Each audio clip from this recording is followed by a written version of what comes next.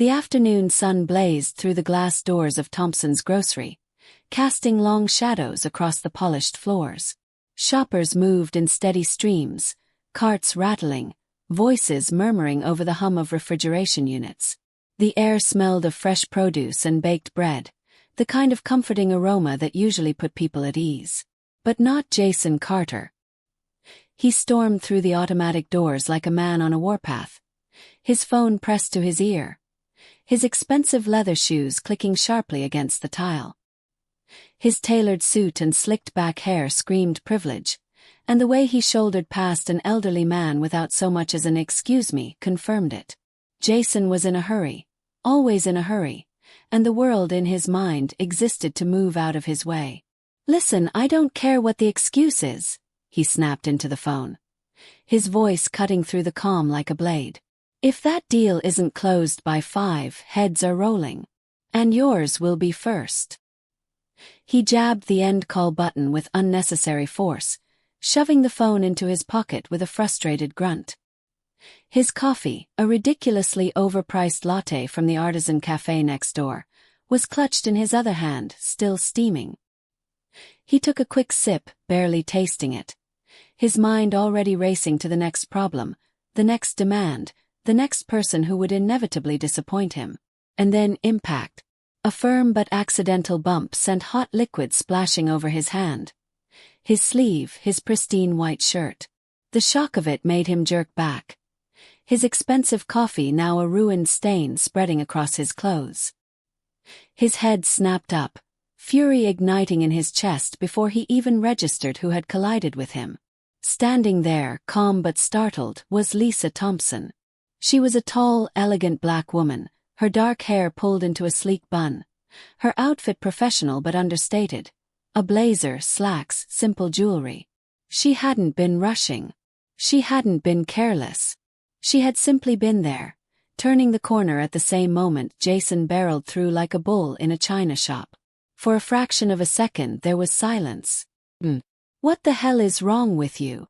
Jason snarled, his voice loud enough to draw glances from nearby shoppers. His hand, still stinging from the scalding coffee, moved before his brain could catch up. The sound was sharp, unmistakable. His palm struck Lisa's cheek with enough force to snap her head to the side. The entire store seemed to freeze. A gasp rippled through the air.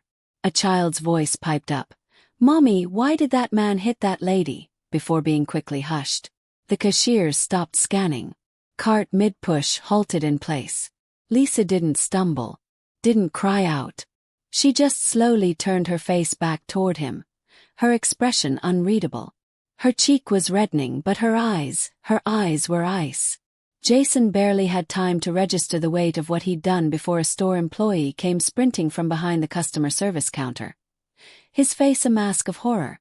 "Mr. Carter," the young man choked out, his voice trembling. "Do you have any idea who you just hit?" Jason, still riding the high of his own anger, scoffed. "I don't give a damn who she is. She should have watched where she was." The employee cut him off, his whisper frantic, disbelieving. "That's Lisa Thompson. She owns this store. She owns the whole chain."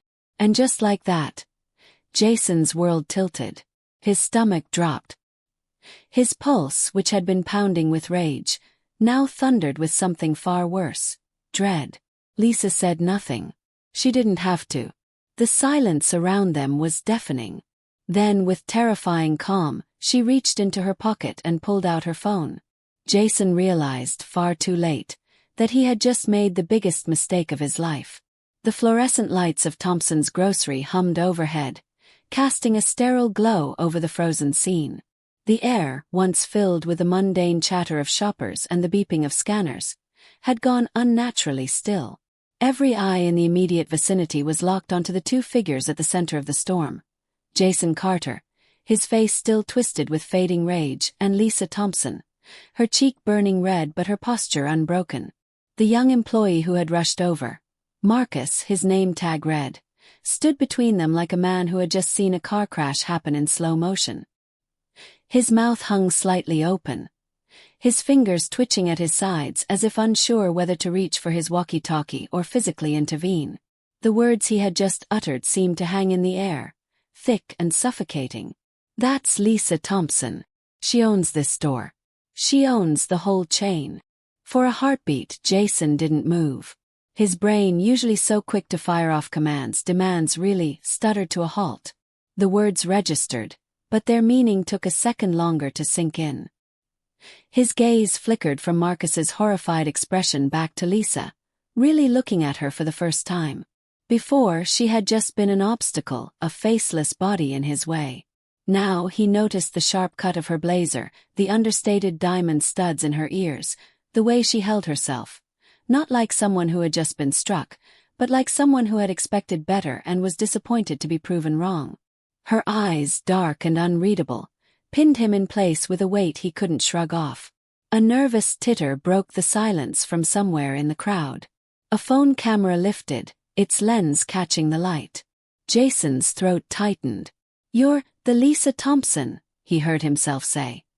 His voice quieter now, lacking its earlier bite. Lisa didn't answer him. Instead, she reached up, her fingers brushing lightly against her stinging cheek, as if confirming what had just happened was real. When she finally spoke, her voice was calm. Too calm, the kind of calm that made the hairs on the back of Jason's neck stand on end. "Marcus," she said, not breaking eye contact with Jason, "call security. And get me the incident report forms from the back." Marcus nodded frantically, already pulling out his phone, his fingers fumbling over the screen. Jason's stomach lurched. "Security. Incident report." The words slammed into him like a physical blow. This wasn't just some random woman he could intimidate or brush off.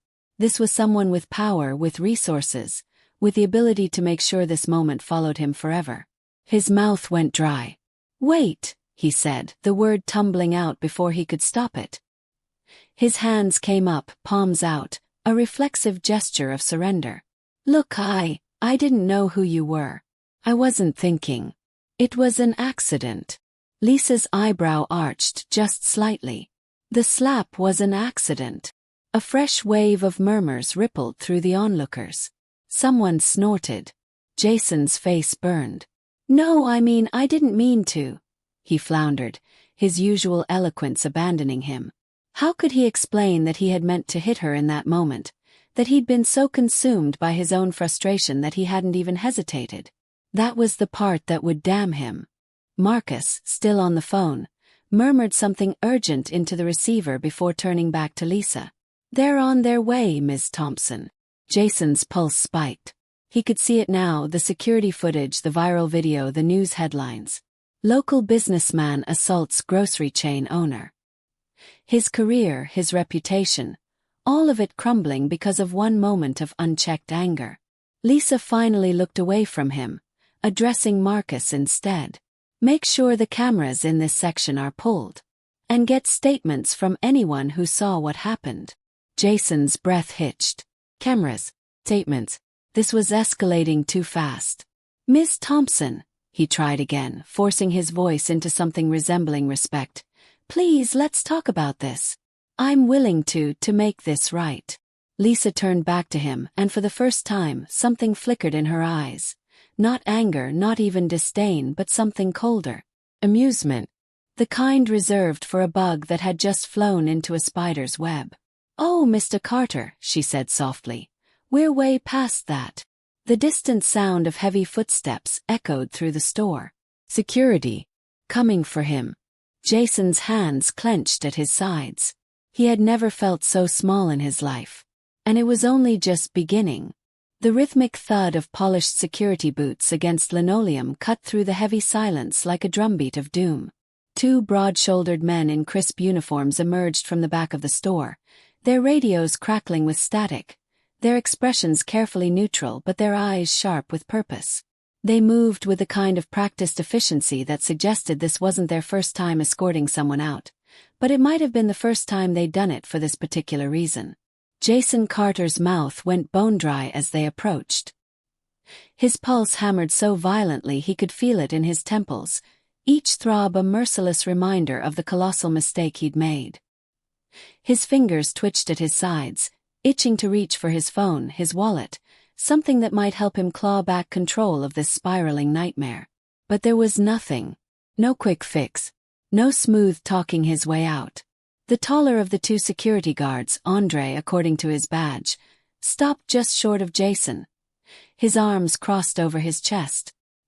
His voice was low, professional, but carried an unmistakable edge of disgust. "Sir, you need to come with us."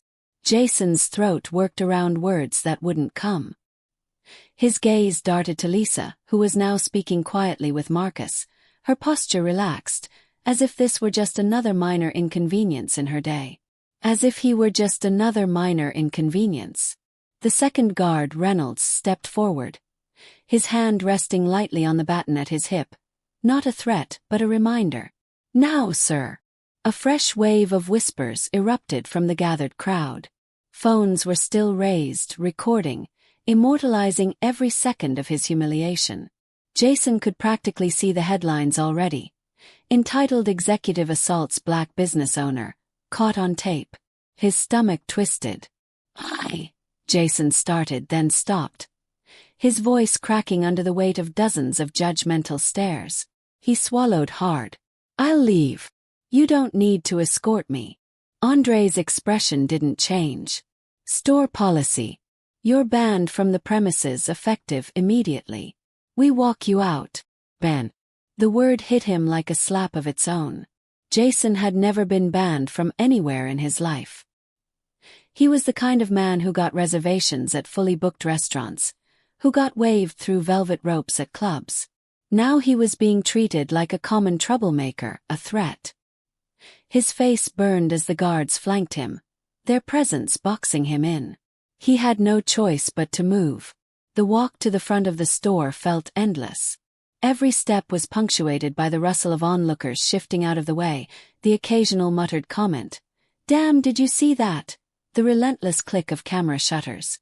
A child pointed at him wide-eyed, before their parent quickly pulled them back. And then there was the video. A young woman near the exit held her phone aloft, her voice loud enough to carry. "Already got like 300 retweets. This is wild." Jason's stomach dropped. 300 retweets. In what, 5 minutes? It would be thousands by the end of the hour. Millions by tomorrow. His name, his face, forever tied to this moment.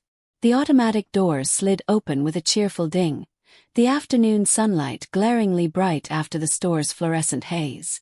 Jason squinted against it, feeling exposed like an insect under a magnifying glass. Andre and Reynolds stopped just outside, their job nearly done. "Do not return to any Thompson's grocery location," Andre said, his tone leaving no room for argument.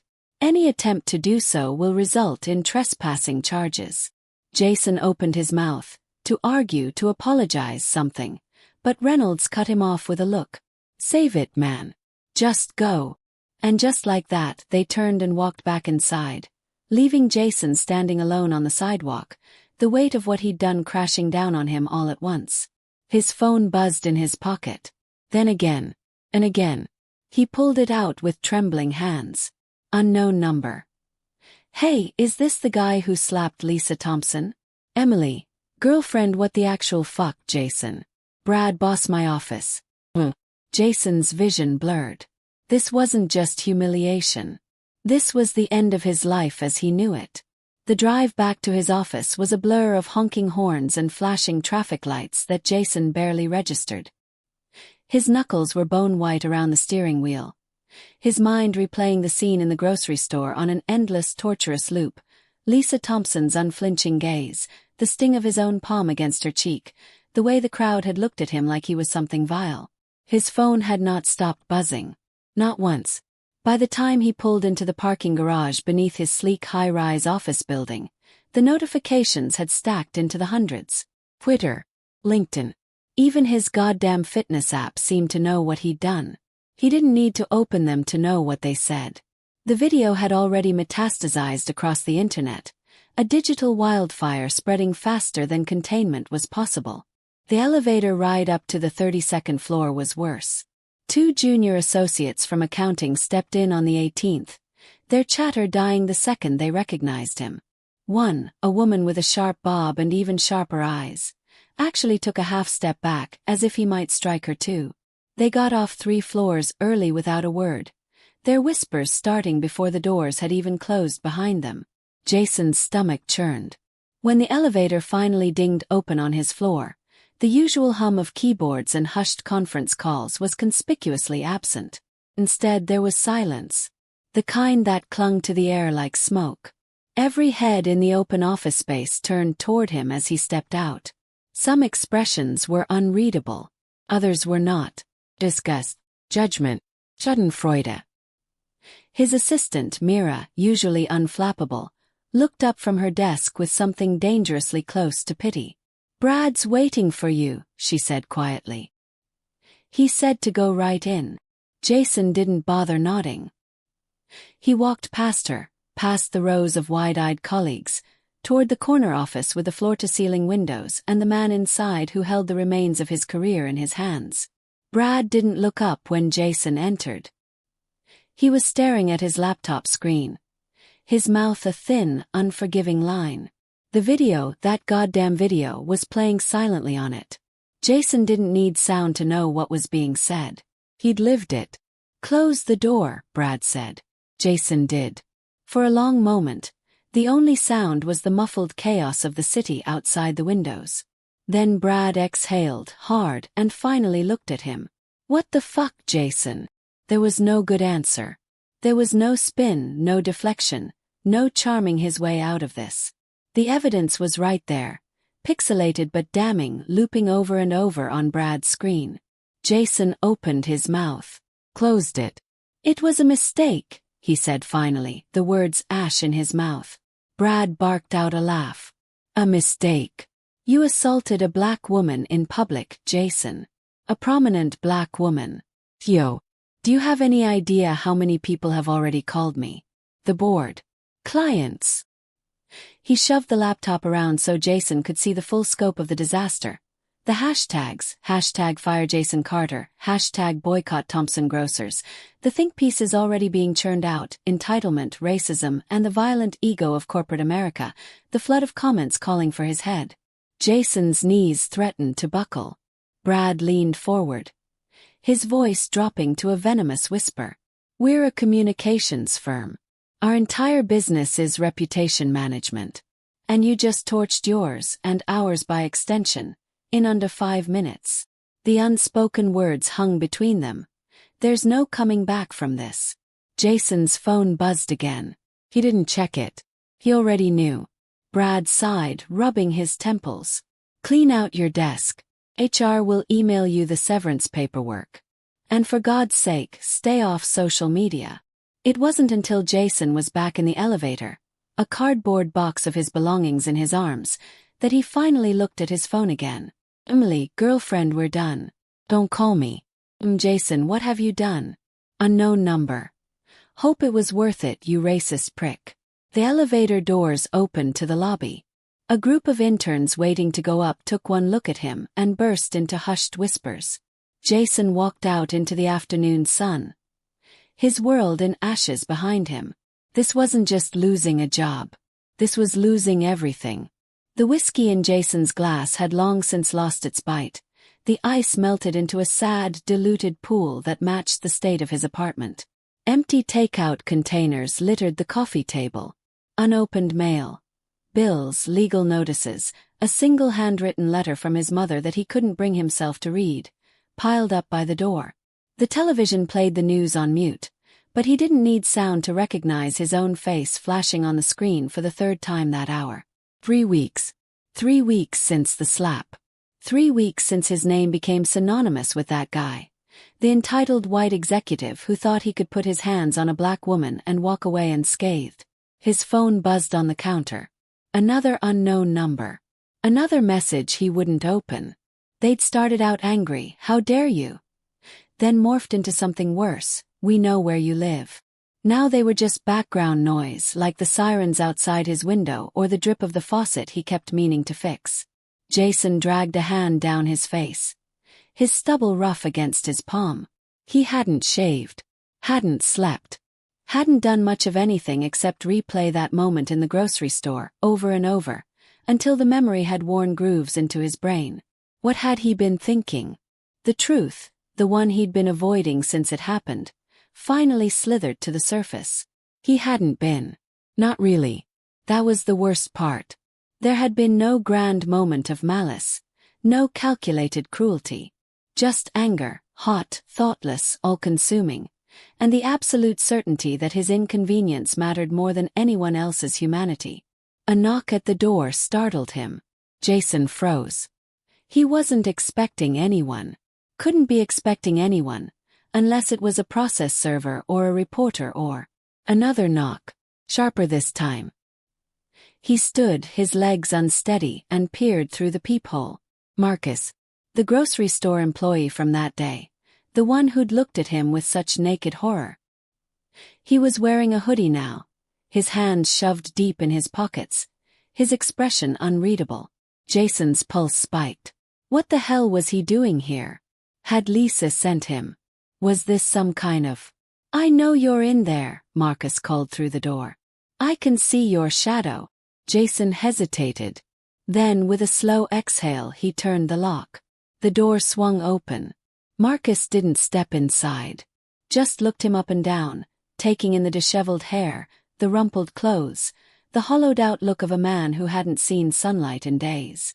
"Damn," Marcus said, almost impressed. "You look like shit." Jason didn't argue. Marcus shifted his weight, then jerked his chin toward the street. "You got 5 minutes to put on something that doesn't smell like a bar. Then we're going for a ride." Jason blinked. "What?" "You heard me." Marcus turned, already walking away. "Clock's ticking."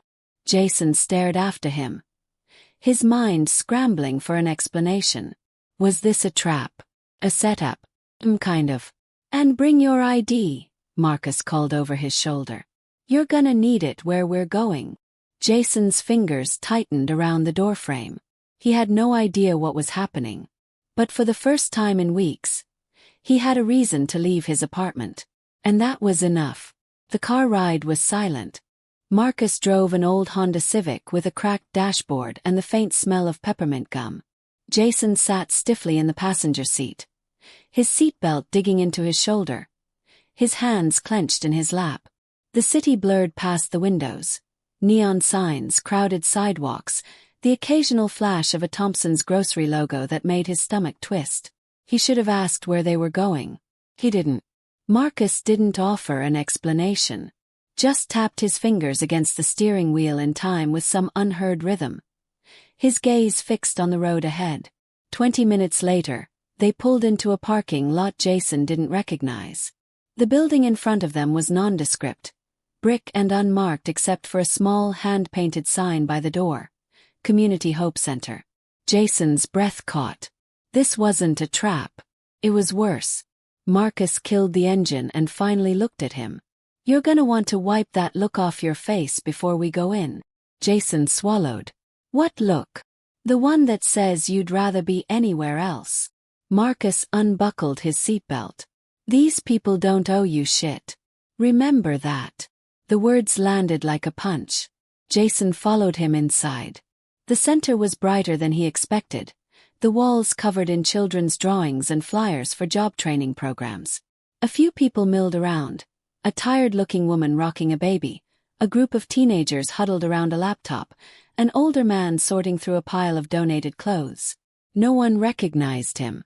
No one cared. Marcus led him down a hallway to a small office where a woman in her 50s sat behind a desk, her glasses perched on the end of her nose. She looked up as they entered, her expression unreadable. "This him?" she asked Marcus. Marcus nodded. "Told you I'd get him here." The woman, Gloria, according to the nameplate on her desk, studied Jason for a long moment. Then she sighed and pushed a clipboard across the desk. "Fill this out. Volunteer waiver. You break it, you buy it." Jason took the clipboard, his fingers numb. "I don't. Why am I here?" Gloria leaned back in her chair. "Because Ms. Thompson thinks everyone deserves a chance to do better." He paused. "Even you." Jason's chest tightened. "Lisa. course. Marcus crossed his arms. You're here because you need to learn how the other half lives. And because no one else was dumb enough to vouch for you. Gloria shot him a look. Marcus. What? It's true. Jason stared down at the form in his hands. Volunteer responsibilities. Food distribution. Tutoring. Shelter assistance. None of which he had any idea how to do. Gloria seemed to read his mind.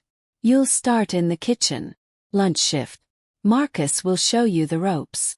Jason opened his mouth, to protest, to ask why again something, but Gloria cut him off with a look. This isn't charity, Mr. Carter. This is your job now. You show up on time, you do the work, you keep your head down. She tilted her chin up. And maybe, if you're lucky, you'll learn something. Jason exhaled. There was no way out of this. And maybe that was the point. Marcus nudged him toward the door. Come on. I'll introduce you to the stove. Jason followed, the weight of the last 3 weeks pressing down on him like a physical thing. This wasn't redemption. It was just the beginning. 6 months later, the kitchen at Community Hope Center no longer felt foreign. Jason stood at the industrial stove. His sleeves rolled up to his elbows, the heat from the grill licking at his forearms as he flipped another grilled cheese sandwich. The rhythm of it, the sizzle of butter, the scrape of the spatula, the way the cheese oozed golden when pressed just right, had become second nature. Around him, the kitchen buzzed with the usual lunch rush chaos. Volunteers chopping vegetables, stacking trays, calling out orders. No one flinched when he moved past them anymore. No one whispered. Table 3 needs 2 more, called Rosa, one of the regular volunteers, as she swept by with an armful of dirty dishes. Jason nodded, sliding the finished sandwiches onto a plate. On it. His hands didn't shake now. That was the difference. 6 months ago, he'd been a man who couldn't look at his own reflection without seeing the ghost of his own shame staring back. Now, when he caught glimpses of himself in the stainless steel of the fridge, his hair longer, his face leaner, the shadows under his eyes not so pronounced, he didn't recoil. Progress, maybe. Or just time. Jason. He turned. Lisa Thompson stood in the doorway of the kitchen, her arms crossed, her expression unreadable. She wore a simple blazer and jeans, her hair pulled back in its usual sleek bun. No entourage, no fanfare. Just her. The room didn't go quiet. No one here knew who she was beyond another face in the crowd, but Jason's world narrowed to the space between them. Miss Thompson, he said, wiping his hands on his apron. She studied him for a long moment, her gaze flickering over the kitchen, the volunteers, the plates of food waiting to be served. Then finally, walk with me. He followed her outside, the midday sun warm on his face. The center's small courtyard was empty except for a few kids kicking a soccer ball in the far corner. Lisa didn't waste time. Gloria says you're reliable. Jason swallowed. I try to be. You show up on time. You don't complain. You even started tutoring some of the kids in math. She tilted her head. Why? The question hung in the air between them. Jason looked down at his hands, still faintly greasy from the grill. Because I needed to prove I could be more than that guy in the video. He met her eyes. And because you were right. I didn't know how the other half lived. I didn't want to know. Lisa's expression didn't change, but something in her posture softened, just slightly. And now I know. Beat of silence. The soccer ball thudded against the far fence. Lisa reached into her pocket and pulled out a business card, holding it out to him. Thompson's is opening a new location next month. We need someone to manage the volunteer program for our community outreach. Jason stared at the card. You're offering me a job. I'm giving you a chance, she corrected. One. Don't waste it. He took the card, his fingers steady. I won't. Lisa nodded once, then turned to leave. Miss Thompson, Jason called after her. He paused. Thank you. Lisa didn't look back. Prove it. And with that she was gone. Jason stood there for a long moment, the weight of the card in his hand, the sun on his face, the sound of laughter from the kids in the distance. He had a long way to go. But for the first time in a long time, the road ahead didn't seem so impossible. Want more redemption stories? This journey was just the beginning. If you want to see where Jason goes next, the struggles, the setbacks, the small victories, make sure to subscribe for the next installment. Real change doesn't happen overnight. But it does happen. Hit subscribe. Turn on notifications. And don't miss a single chapter of what comes next. Your support keeps these stories alive. Subscribe now.